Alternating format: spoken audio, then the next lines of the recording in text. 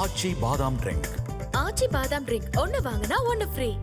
உத்தரப்பிரதேசத்தில் திரைப்பட பாணியில் தனது மனைவியை அவர் விரும்பிய காதலனுக்கே கணவர் திருமணம் செய்து வைத்துள்ள சம்பவம் அரங்கேறியுள்ளது.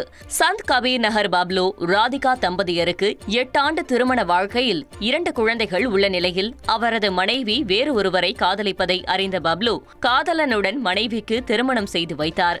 மேலும் தனது 2 குழந்தைகளின் பொறுப்பை அவரே ஏற்றுக்கொண்டுள்ளார்.